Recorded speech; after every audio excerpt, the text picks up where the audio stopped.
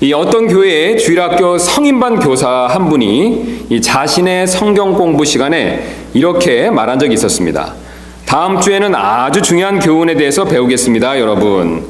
그러니 예습하는 차원에서 마가복음 17장을 모두 꼭 읽어보시기를 부탁드리겠습니다. 그 말에 모든 분들이 고개를 끄덕였습니다. 그 말대로 하겠다라는 뜻이었죠. 그리고 그 다음 주가 되자 그 교사는 성경 공부 참석자들에게 다음처럼 물어보았었습니다. 지난주에 마가복음 17장을 읽으신 분들은 손 들어보세요. 그러자 그 반의 거의 모든 사람들이 이렇게 조심스럽게 살짝 손을 들었습니다. 이를 본 그 교사는 웃으며 이렇게 서두를 열었습니다. 자, 이제 거짓말하는 죄에 대해서 이야기를 시작하겠습니다. 마가복음은 16장까지밖에 없습니다. 이처럼 우리는요, 나도 모르게 쉽게 거짓말할 때가 있습니다. 여러분 그러시지요?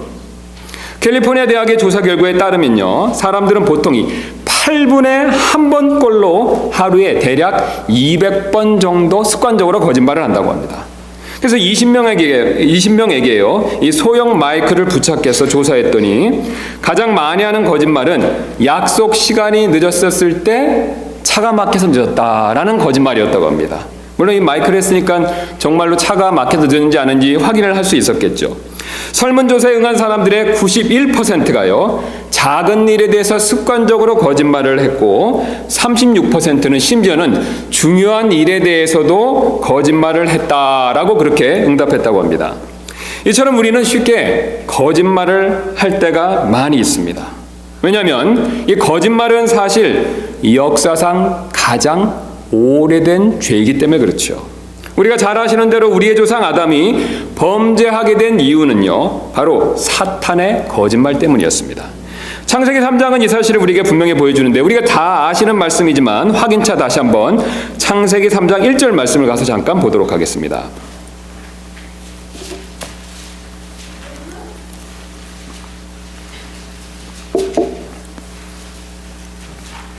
우리 창세기 3장에서 뱀이 등장하면서 다음과 같이 하나님께서 그 사실을 알려주시죠. 창세기 3장 1절입니다. 이제 뱀은 주 하나님께서 만드신 들의 어떤 짐승보다 더 간교하더라. 그가 여자에게 이르되 참으로 하나님께서 말씀하시기를 너희는 동산의 모든 나무에서 나는 것을 먹지 말라 하시더냐 하니, 2절입니다. 여자가 뱀에게 이르되 우리가 동산의 나무들의 열매는 먹어도 되나 동산 한가운데 있는 나무의 열매에 관하여는 하나님께서 이르시되 너희는 그것을 먹지도 말고 만지지도 말라 너희가 죽을까 염려하노라 하셨느니라 하매, 뱀이 여자에게 이르되 너희가 절대 죽지 아니하리라. 너희가 그것을 먹는 날에 너희 눈이 열리고 너희가 신들과 같이 되어 선악을 알 줄을 하나님이 아시느니라 하니라. 여러분, 여기 지금 등장하는 사탄은 이 뱀의 모습으로 나타났다라는 것을 가르쳐주고 있죠. 실제 사탄이 뱀 속으로 들어간 것인지 아니면 사탄이 스스로 뱀의 모습으로 이렇게 변장을 한 것인지 정확히 우리는 알 수는 없습니다. 그러나 한 가지 분명한 사실은요, 이 사탄이 자신의 본 모습을 감추고 나타났다는 것이죠.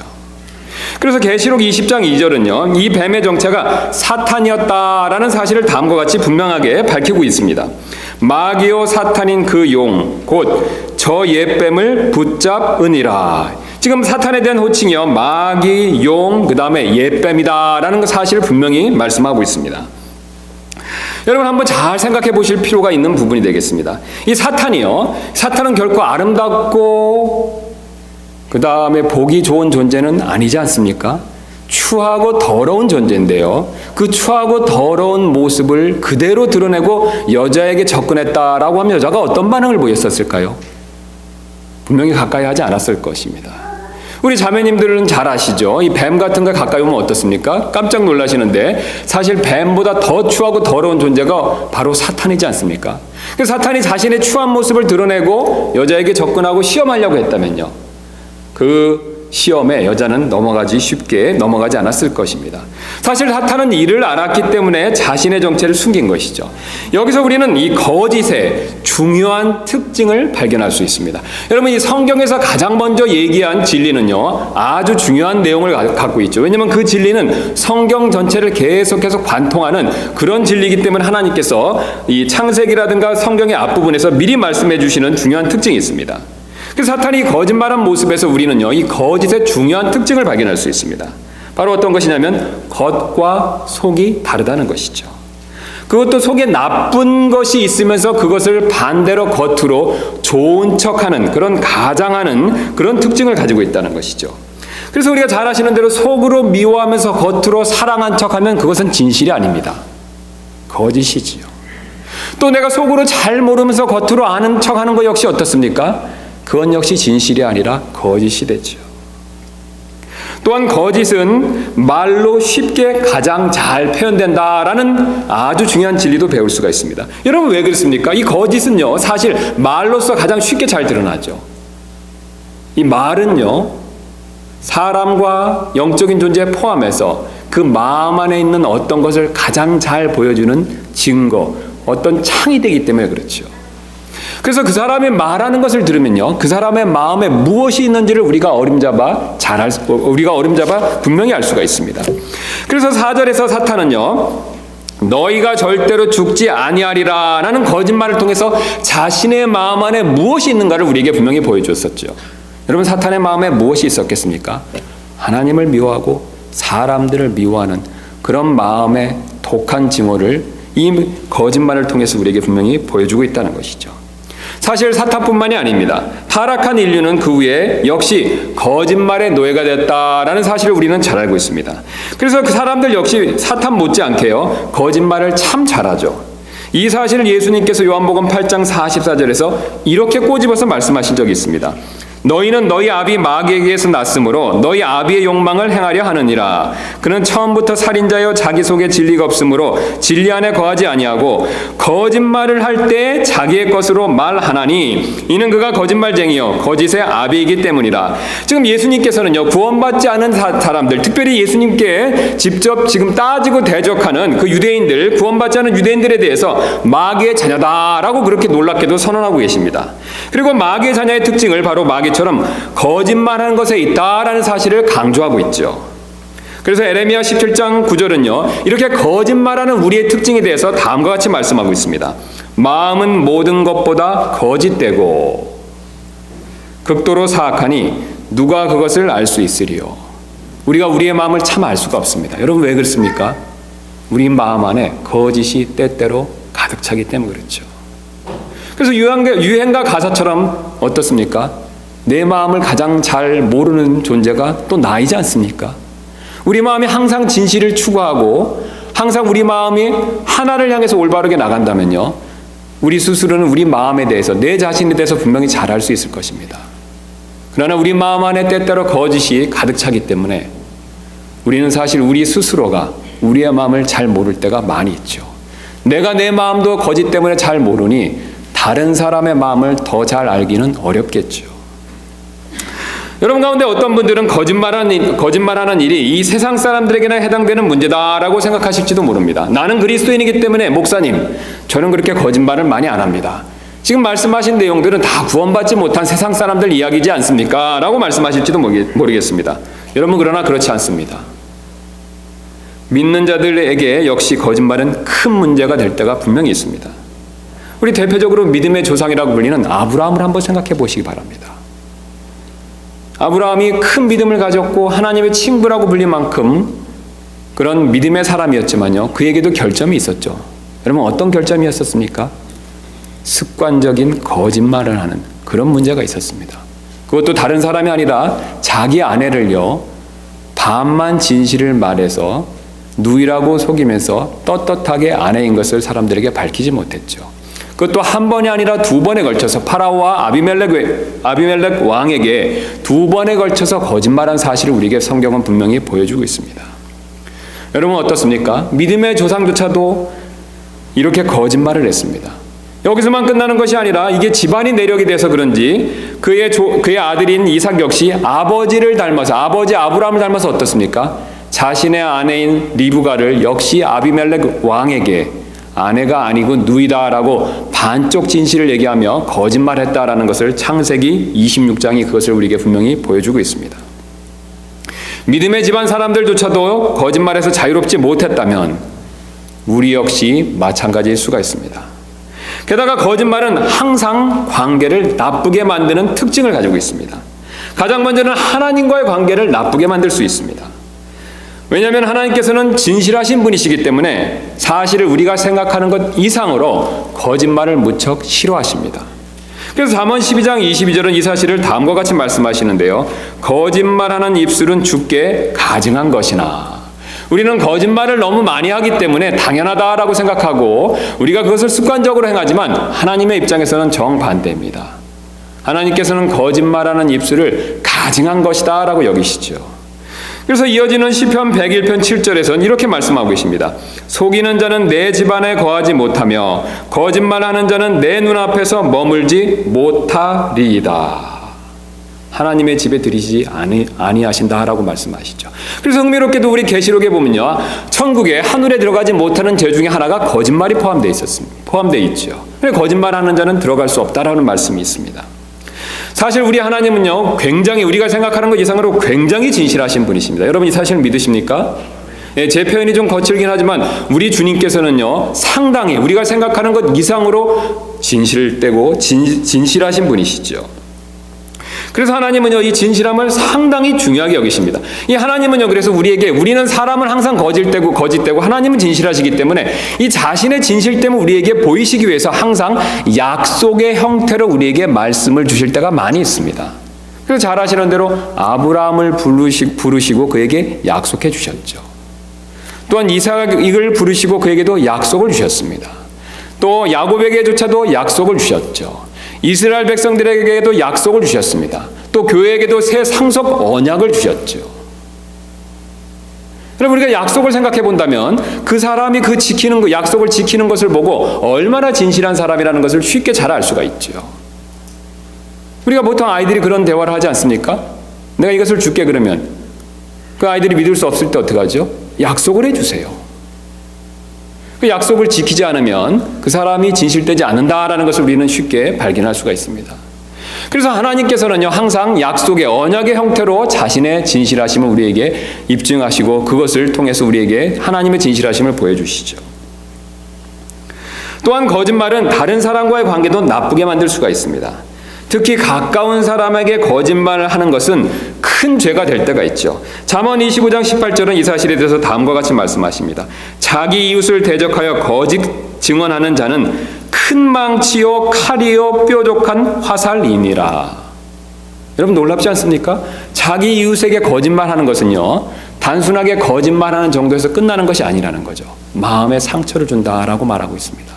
망치같이 마음을 때리고요, 칼이나 화살같이 그 마음을 찔러서 꿰뚫어서 상처를 줄 수 있음을 경고하고 있습니다. 우리는 대표적으로 야곱의 거짓말을 그 예로 살펴볼 수가 있습니다. 우리 잘 아시는 대로 야곱은 어떻습니까? 거짓말을 너무나도 잘하는 사람이지 않았었습니까? 그래서 자신의 어머니 리브가와 함께 자신의 형 에서와 아버지를 속였죠. 장자권을 얻기 위해서. 여러분 그 결과 어떤 일이 벌어졌습니까? 그 집안에 분열과 갈등이 생겼죠. 형 에서는 화가 나서 그를 죽이겠다고 벼렀고, 어머니 리브가는 그 소식을 듣고 그를 부랴부랴 자신의 오빠가 있는 하란, 곧 라반이 있는 하란으로 그것을 떠나보냈습니다. 한마디로 거짓말로 인해서 가정이 풍지박산이 난 것이죠. 우리 역시 마찬가지일 수가 있습니다. 가정에서 가족끼리 서로 거짓말한다면 당연히 그 가족은 화목한 가정이 되기가 어렵지 않습니까? 여러분 한번 부부간의 관계를 생각해 보시기 바랍니다. 부부간에 뭔가 비밀이 있으면 어떻습니까? 부부간에 좋은 금실을 유지하기가 어렵죠. 또 부모 자식 간에도 뭔가 감추는 것이 있으면 어떻습니까? 그 내용이 무엇이든 관계없이, 재정이든 어떤 내용이든 어떤 그 내용에 상관없이 감추는 것이 있다면요, 분명히 부모 자식 간이라고 하더라도 가까워지기가 어렵습니다. 여러분 이 원리는 동일하게 교회에서도 마찬가지가 됩니다. 교회에서 서로 간에 거짓말한다면요, 그건 역시 큰 문제가 될 수 있습니다. 왜냐하면 교회의 하나됨을 이 거짓말을 통해서 깨트릴 수가 있기 때문에 그렇죠. 우리가 잘 아시는 대로 하나님께서는 이를 심각하게 여기시고 징계를 내리실 수 있다라는 사실을 아나니아와 삽비라 예를 통해서 우리에게 보여주신 적이 있습니다. 우리 사도행전 5장 1절부터 5절부터 가서 잠깐 확인해보는 시간 갖도록 하겠습니다. 우리가 잘 아시는 사건이지만 우리가 중요한 진리가 있기 때문에 잠시 가서 살펴보는 시간 갖도록 하겠습니다. 사도행전 5장 1절부터 5절 되겠습니다.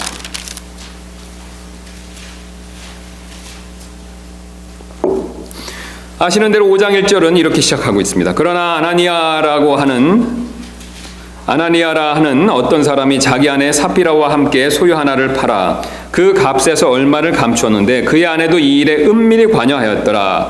그가 일부만 가져다가 사도들의 발 앞에 두거늘 베드로가 이르되 아나니아야 어찌하여 사탄이 내 마음에 가득 차서 내가 성령님께 거짓말을 하고 땅값의 일부를 감추었느냐.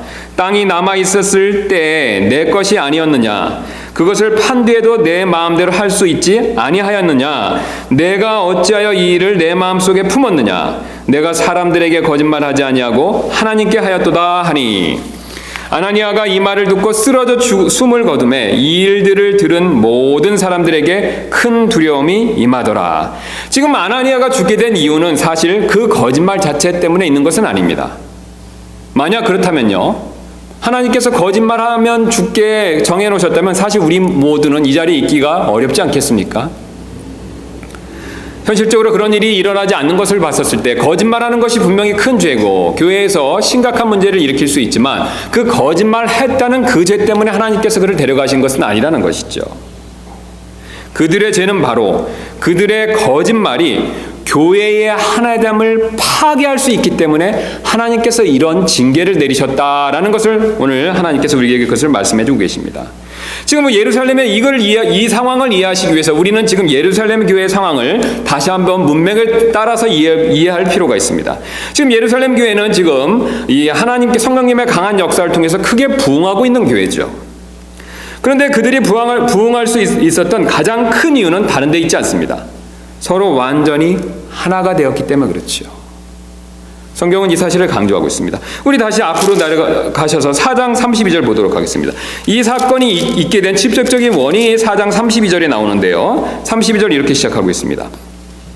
믿은 자들의 무리가 한 마음 한원이 되어 모든 것을 공동으로 소유하고 그들 중에 아무도 자기가 소유한 것을 조금이라도 자기 것이라고 말하지 아니하더라. 자, 그래서 믿는 자들이 하나가 되었기 때문에 그 결과로서 어떻습니까? 모든 소유를 같이 하나로 나눠 썼다는 것이죠. 그래서 나눠 쓰는 일은 하나됨이 있었기 때문에 어떻습니까? 각각의 사람들이 재산을 팔아서 사도들의 발 앞에 두었는데 이때 아나니아하고 삽비라가 거짓말을 한 것이지요. 지금 성경이 우리에게 분명히 가르쳐주는 사실은요, 이 완전히 이 교회가 하나가 되었기 때문에 모든 소유를 나누는 공동체 생활을 할 수 있었다라는 것을 가르쳐주고 있습니다. 반대로 생각해서는 안 됩니다. 공동체 생활을 하면 하나가 되는 것이 아니라는 거죠. 완전히 하나가 되었기 때문에 그 열매로서 공동체 생활을 했다는 겁니다. 이 순서를 잘 이해하지 못하시고 이 공동체 생활을 역사적으로 했던 많은 교회들이 있었지만 다 실패했습니다. 공동체 생활을 한다고 하나가 되는 것이 아니라는 거죠. 물론 그렇게 될 수도 있지만 공동체 생활을 하기 위해서는 먼저 완전히 하나 되는 것이 필요하다는 것이죠. 순서상에 분명한 차이가 있습니다. 그래서 이 사도행전에 나오는 예루살렘 교회는요, 성령님의 역사를 통해서 완전히 하나가 됐습니다. 너무 완전히 하나가 되니까요, 가족같이 지냈죠. 가족같이 지내니까 어떻습니까? 네 것 내 것 구별을 안 했다는 것이죠. 이런 모습은 앞에 2장 45절부터 시작됐다라는 것을 보여주고 있습니다. 우리 다 앞으로 좀 더 가시면 2장 45절 47절 나오죠. 거기서도 동일한 원리가 발견되는데요. 먼저 이 일이 있었기 때문에 오늘 조금 전에 살펴봤던 4장 일도 있었죠. 2장 45절 47절입니다. 자기 소유와 재산을 팔아 각 사람의 필요대로 모든 사람에게 나눠주며, 자, 그 다음에 46절 이렇게 말씀하지 않습니까?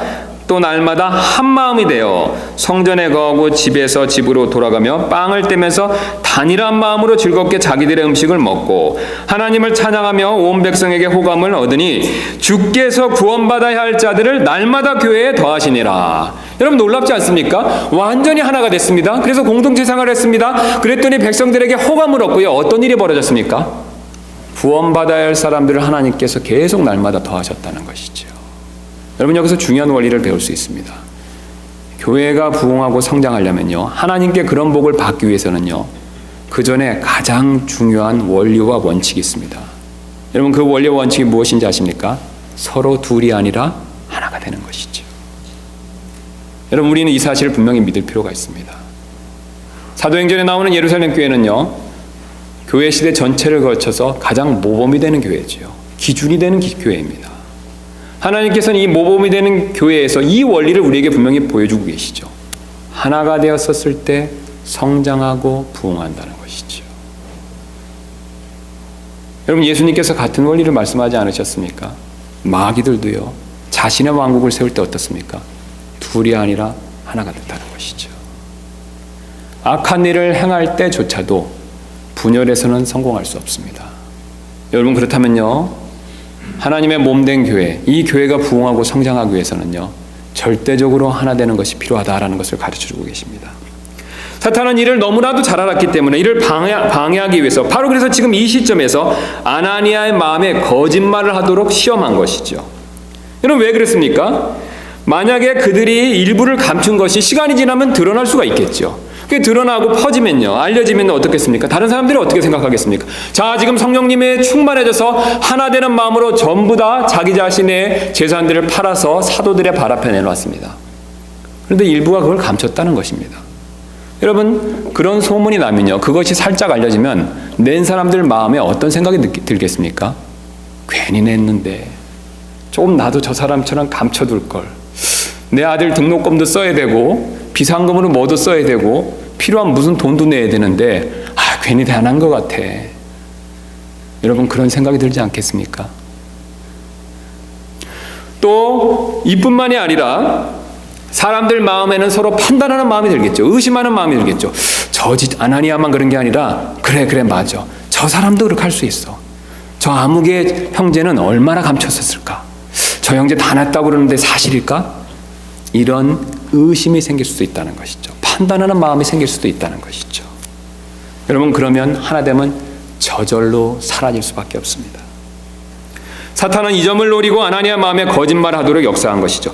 그래서 사도 베드로는요, 성령을 통해 이것을 알고 지금 아나니아에게 이렇게 말씀했죠. 이렇게 얘기를 했죠. 베드로가 이르되 아나니아야, 어찌하여 사탄이 내 마음에 가득 차서. 단순히 유혹받았다라고 말하고 있지 않습니다. 내 마음에 사탄이 가득 찼다는 것이죠. 지금 사탄의 끈앞풀로 사용됐다는 것이죠. 어떤 분들은 아나니아가 구원받지 못했다라고 보시기도 합니다. 또 다른 분들은요, 아나니아가 구원받았다라고 보시기도 합니다. 그러나 구원의 여부와 상관없이요, 아나니아는 분명히 사탄의 끈앞풀로 사용된 것이 맞습니다. 무슨 목적으로 사용된 것입니까? 교회의 하나됨을 깨트릴 그 목적으로 사용됐다는 것이죠. 그러나 하나님께서는 이를 미리 아셨기 때문에 막기 위해서 이들을 죽음으로 징계하신 것이죠. 그러자 교회에 큰 두려움이 임했습니다. 그래서 5절을 다시 한번 보시면 아나니아가 이 말을 듣고 쓰러져 숨을 거두매 이 일들을 들은 모든 사람들에게 큰 두려움이 임하더라. 그 다음 밑에 나오는 11절에서도요, 동일하게 온 교회와 이 일들을 들은 모든 사람들에게 큰 두려움이 임하더라. 5장이 이 사실을 분명히 보여주고 있죠. 자, 그리고 이 두려움으로 인해서요, 그들이 감히 똑같이 거짓말하고 판단할 엄두를 못 냈죠. 교회 안에 큰 두려움이 임했기 때문에 그렇다는 것입니다. 그래서 그들은 다시 한 마음이 되었다라는 것을 이어서 보여주고 있습니다. 그래서 5장으로 다시 가시면 5장 11절에 제가 조금 전에 읽은 것처럼 온 교회와 이 일들을 들은 모든 사람들에게 큰 두려움이 임하더라. 두려움이 임했죠. 그 다음에 12절 말씀을 이어서 보겠습니다. 사도들의 손을 통하여 백성 가운데 많은 표적들과 이적들이 일어나매, 그 다음에 뭐라고 말씀하고 계십니까? 그들이 다 한 마음이 되어 솔로몬의 주랑이 있었고. 자, 그들이 한 마음이 되었으니까 그 다음에 무슨 일이 벌어지겠습니까? 교회의 부흥이 있겠죠. 14절입니다. 믿는 사람들이 주께 더 많이 더해지니 곧 남자와 여자의 큰 무리들이더라. 분명히 교회의 하나됨과요, 교회가 부흥하는 것은 깊은 연결이 있습니다. 깊은 관계가 있다는 것이죠. 이처럼 하나님께서는 교회의 하나됨을 굉장히 중요하게 여기십니다. 그래서 거짓말은요, 교회 하나됨을 파괴할 수 있는 심각한 죄가 될 수 있기 때문에 조심해야 된다라고 그렇게 말씀해 주고 계시는 것이죠. 여러분, 왜 그렇습니까? 이 지체간에 거짓말하면요, 회개하기 전까지는 어떻습니까? 우리는 사실 그 사람 믿을 수가 없습니다. 여러분, 그렇죠? 심지어 목회자인 제가 여러분에게 거짓말했다고 생각해 보시기 바랍니다. 그러면 제가 하는 모든 설교 내용은 다 여러분 의심에 찬 설교를 들릴 것입니다. 여러분, 그렇지요? 아무도 거짓말하는 사람을 신뢰하지 않습니다. 거짓말은 자연스럽게 서로 간의 관계를 멀어지게 만든다는 것이죠. 그리고 하나가 되기 어렵게 만든다는 것이죠. 근거로 에레미야 9장 3절부터 5절은요. 하나님께서 아예 그 사실을 이렇게 못 박아서 말씀하신 적이 있습니다. 에레미야 9장 3절부터 5절입니다. 주가 말하노라 그들이 활을 당기듯 자기 혀를 구부려 거짓을 말하되 땅에서 진리를 위해서는 용감하지 못하니 그들은 악에서 악으로 나아가며 나를 알지 못하느니라. 너희는 각각 자기 이웃을 조심하고 어떤 형제도 신뢰하지 말라. 너희 형제가 철저히 빼앗아 대신 차지하고 모든 이웃이 비방하며 다닐 것이요.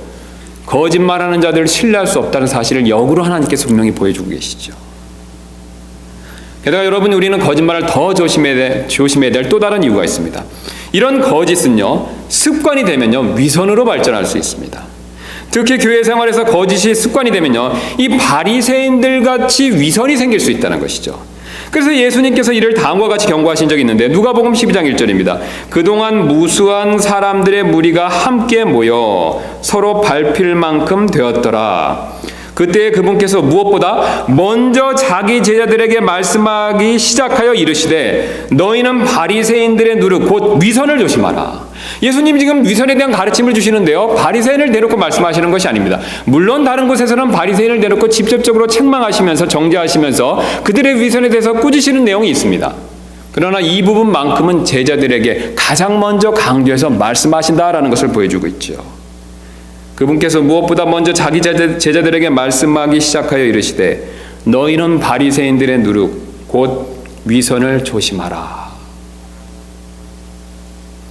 그리고 6장 2절에서 이렇게 경고하고 계시죠. 그러므로 너는 구제할 때 위선자들이 사람들로부터 영광을 얻으려고 회당과 거리에서 하는 것처럼 내 앞에 나팔을 불지 말라. 진실로 내가 너에게 이르노니 그들은 자기들의 보상을 받았느니라. 자, 너는 구제할 때라고 바리새인을 비교하면서 제자들에게 말씀하고 계십니다. 그런데 그들처럼 그런 그들의 위선에 빠져서 그런 누룩이 너희들의 마음에 오염돼서 그렇게 위선적인 행동을 하지 말라고 말씀하시는 거죠. 지금 예수님께서 말씀하시는 뜻은 자명합니다. 지금 우리가 남을 도울 때 사람들로부터 칭찬과 영광을 받기 위해서 한다면요, 그런 구제를 하면 그것이 위선이 될 수 있다라는 것을 경고하고 계시죠. 그리고 그런 위선으로 남을 도왔다면요, 그 도움받는 사람이 금방 알아차릴 것이죠. 여러분, 그런 경험이 있지 않습니까? 내가 저 사람한테 칭찬받으려고 도와주면요, 그 사람 사실 금방 알아차리죠. 그러나 그 사람을 불쌍히 여기고 사랑하는 마음에 그 사람을 도와준다면요, 그 사람 역시 그것을 알고 깊이 감사하죠. 사람은 절대로 바보가 아닙니다.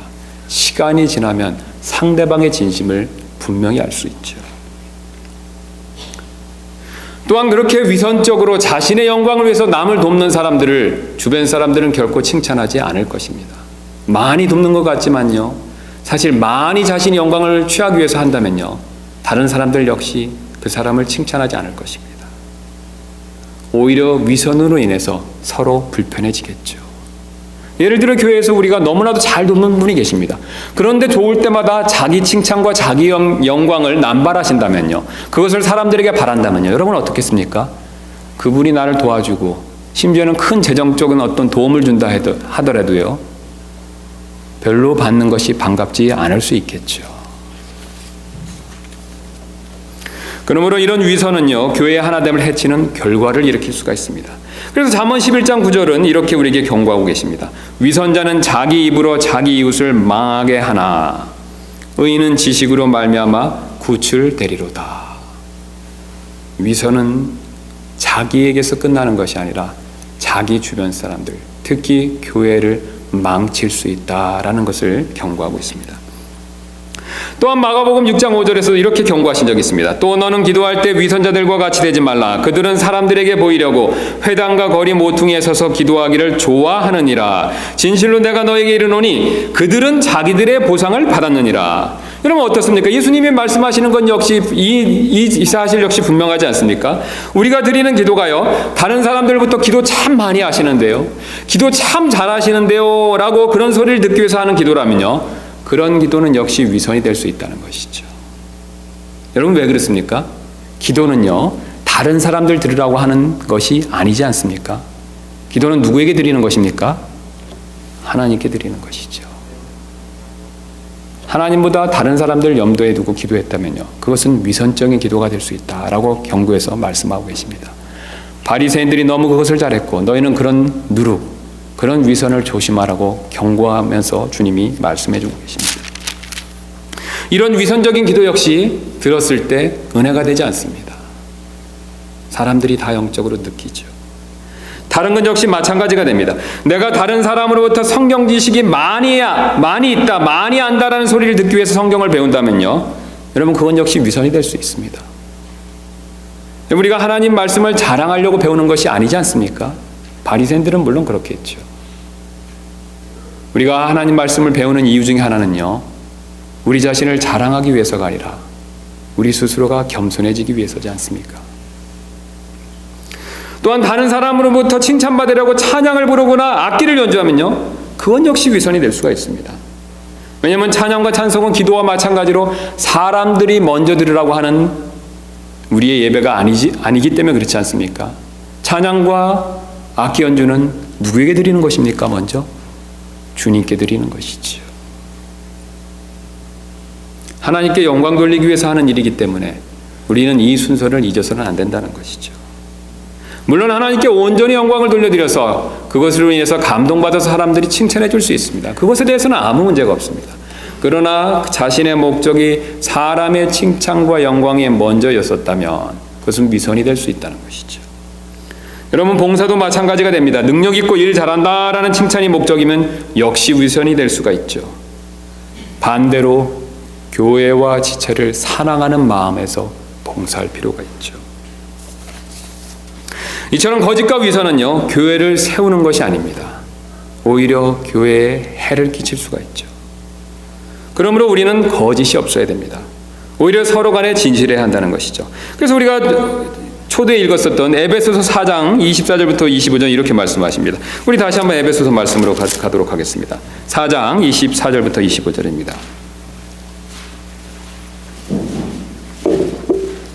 이렇게 말씀하고 계시죠. 24절입니다. 4장. 또 너희가 하나님을 따라 의와 참된 거룩함으로 창조된 새 사람을 입을 것을 가르침을 받았으니, 자, 새 사람을 입을 것에 대한 가르침을 받았는데 그 다음에 25절 이렇게 말씀하죠. 그런즉 거짓말을 버리고 각 사람이 자기 이웃과 더불어 진리를 말하라. 우리는 서로 지체니라.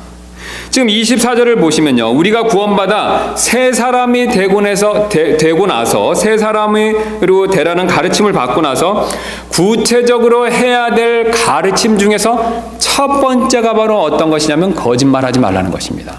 그 밑으로 쭉 보시면요, 26절 보시면 그 뒤에 어떤 내용이 나옵니까? 화내지 말라는 거죠.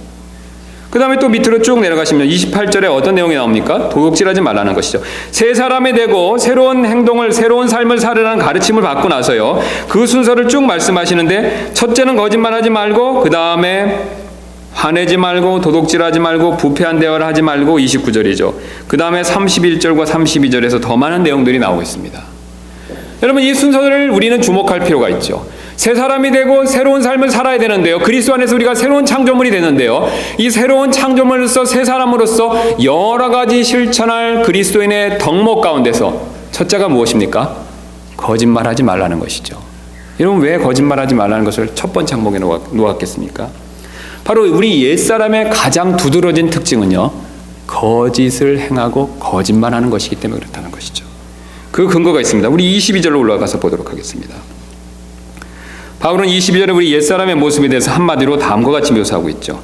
이전 행실에 관하여는 너희가 뭐라고 말씀하고 계십니까? 속이는 것으로 가득한 욕심을 따라 부패한 옛사람을 벗어버릴 것을 가르침을 받았으니. 자, 우리가 옛사람에 대해서 많은 것들을 알고 있습니다. 우리가 옛사람에 대한 많은 신앙 고백을 하죠. 그런데 그 옛사람의 특징을 사도 바울은 지금 어떤 특징으로 규정해서 말씀하고 있냐면, 속이는 것으로 가득한 욕심을 따라 부패한 옛사람이다 라고 그렇게 설명하고 있습니다. 여러분, 우리 안에 있는 죄성이 있습니다. 여러분, 그 사실 믿으시죠? 우리 안에 죄가 역사하는 것을 믿으시죠? 그 죄가 역사할 때 가장 두드러진 특징이 무엇이 됩니까? 속이는 것이죠. 사탄이 인류를 속였듯이, 아담과 하와를 속였듯이 우리 안에 있는 죄성 역시 우리의 욕심을 이용해서 우리를 속이며 사로잡아서 범죄하게 만들죠. 그래서 옛사람의 가장 두드러진 특징은요, 거짓이 됩니다. 여러분, 그렇다면 옛사람의 가장 두드러진 특징이 거짓이라면요, 새사람의 가장 두드러진 특징은 무엇이 되어야 되겠습니까? 거짓을 버려야 되죠. 그래서 오늘 우리가 읽었던 본문 말씀 다시 한번 보시면 25절에 이렇게 말씀하고 계시죠. 그런즉 거짓말을 버리고 각 사람이 자기 이웃과 더불어 진리를 말하라. 우리는 서로 지체내라. 바로 세 사람의 특징은 진실해야 한다는 것이죠. 하나님의 진리 가운데서 솔직하고 진실해야 된다라는 것을 말씀하고 계십니다. 우리가 앞에서 살펴본 것처럼 이 사람과의 관계는요, 진실함이 없으면 제대로 이루어질 수가 없습니다. 여러분, 가족의 예를 다시 돌아가서 한번 생각해 보시기 바랍니다. 아무리 가족이라고 하더라도요, 감추고 속이는 것이 있으면 어떻습니까? 가까워지기가 어렵지요. 형제 간에 뭔가 숨기는 게 있습니다. 뭔가 감추는 것이 있는 것 같습니다. 여러분, 그렇다면 가까워지기가 어렵습니다. 오히려 가족 간에 더 가까운 관계를 유지하려면요, 가족 간에 더 솔직하고 더 진실할 필요가 있습니다. 감추고 속이는 것은요, 반대로 오해만 불러일으킬 따름이죠. 제가 목회자로서 가정 문제를 상담할 때 가장 많이 권면해서 말씀드리는 부분이 바로 이 부분이 됩니다. 서로에게 솔직하시라는 거죠. 가정의 어려운 문제를 들어보면요, 대부분 오해가 많습니다. 또 그 오해로 해서 감추는 것이 있다는 것이죠. 서로 솔직하지 못하신 부분이 있다는 것입니다. 여러분, 그럴 때 해결책은 서로 솔직해지는 것밖에 없습니다. 자기의 문제를 그대로 토로하고요, 자신의 진심을 그대로 알리는 것이죠. 만약 그 가운데 잘못이 있다면요, 인정하고 용서를 구할 필요가 있습니다. 자존심이나 어떤 정죄함 때문에 그것을 멀리할 필요가 없습니다. 아니, 그것을 피할 필요가 없습니다. 여러분, 왜 그렇습니까? 최소한 구원받은 우리는요, 용서함 받은 새 사람들이기 때문에 그렇지 않습니까? 주님이 우리를 완전히 용서해 주신 것을 믿는다면요, 부부간에 어떤 내 실수나 잘못이 있다 하더라도요, 우리는 그것을 과감하게 인정하고 용서를 구할 수 있죠. 하나님께 용서함 받은 사람은요, 다른 사람들에게도 사과하고 용서를 구할 수 있습니다. 죄사함의 권세를 믿고 떳떳하게 용서를 구할 필요가 있다라는 뜻이 되겠습니다. 우리가 이렇게 솔직할 때요, 사실 하나님께서 일하십니다. 여러분, 왜 그렇습니까? 우리 하나님은요, 솔직하신 분이시기 때문에 그렇죠. 솔직한 자의 편을 들어주십니다. 진실한 자의 편을 들어주신다는 것이죠. 그리고 여러분, 우리 구약에 나오는 이야기들을 보시기 바랍니다. 솔직하고 진실한 자는 항상 하나님이 보호하시죠. 거짓말하는 자는 어렵습니다. 여러분, 사실 교회도 마찬가지가 됩니다. 서로 진실할 때 교회가 하나가 될 수 있다는 것이죠. 가식과 위선이 넘치는 교회는요, 절대로 하나가 될 수가 없습니다. 오히려 분쟁과 갈등만 일어날 뿐이죠. 그리고 그런 교회는 앞에서 말씀드린 것처럼 절대로 성장할 수 없습니다. 다가오는 새해 우리 교회가 더욱더 여러분 성장하기를 원하신다면요, 우리는 오늘 말씀처럼 우리가 서로에게 더욱더 정직하고 솔직할 필요가 반드시 있습니다. 오해가 있다면 서로 풀고, 잘못이 있다면요, 서로 용서해 줄 필요가 있죠. 왜냐하면 우리는 그리스도 안에서 서로 새 사람들이기 때문에 그렇습니다. 감추고 속이는 삶은 옛사람의 모습이다라고 말씀하고 계십니다. 여러분, 그렇지 않습니까? 우리가 구원받기 전에 우리 안에 있는 죄성을 따라서 이 세상을 지배하는 사탄의 영향을 받아서 우리는 항상 속이고 감추는 일이 일상적인 삶이었었죠. 그러나 우리는 지금 새 사람이 되었습니다. 정직하시고 선하시고 진실하신 하나님의 자녀가 되었죠. 그런 하나님의 자녀로서 우리는요, 솔직하고 진실할 필요가 분명히 있습니다. 여러분, 사실 우리의 몸의 지체를 한번 생각해 보시기 바랍니다. 오늘 본문은요, 우리가 서로 지체이기 때문에 서로 거짓말하지 말고 진리를 말해야 된다라고 말씀하고 있습니다. 우리는 지체이기 때문에 절대로 서로 간에 거짓말할 수 없다는 것이죠. 여러분, 왜 그렇습니까?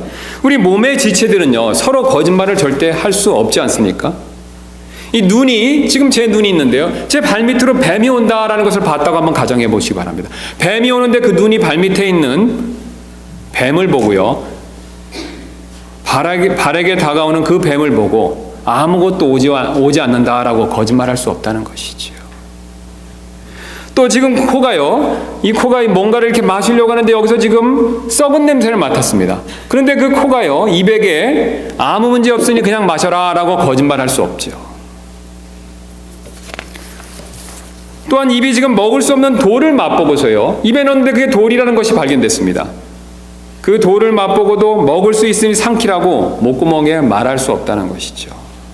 여러분 어떻습니까? 몸의 지체 간에는요 절대로 거짓말을 할 수가 없습니다. 왜냐하면 서로 하나이기 때문에 그렇죠. 그래서 몸의 지체 간에는요 항상 진실만을 얘기하죠. 여러분, 눈이 발밑에 다가오는 뱀을 봤을 때 뭐라고 얘기합니까? 얼른 피하라고 신호를 보내죠. 상한 음식 냄새가 나면요 먹지 말라고 이야기해 주죠. 먹을 수 없는 것이라면 삼키지 말라고 경고해 줍니다. 사실 주님이 몸의 지체에 비유해서 이렇게 말씀하신 것은요, 우리도 교회 안에서 지체 간에 이렇게 행할 필요가 있다라는 사실을 가르쳐 주시기 위해서라는 것이죠. 즉 가식과 거짓 없이 서로에게 진실하며 특별히 거짓 없이 사랑하기를 원하고 계신다는 것이죠. 그래서 사도 베드로는 베드로전서 1장 21절에서 이렇게 권면하고 계십니다. 너희가 성령을 통해 진리에 순종함으로 너희 혼을 깨끗하게 하여 거짓 없이 형제들을 사랑하기에 이르렀으니 순수한 마음으로 뜨겁게 서로 사랑하라. 새해에는 이런 거짓 없는 사랑을 더욱더 실천하는 저와 여러분들 되시기를 주님의 이름으로 소원합니다.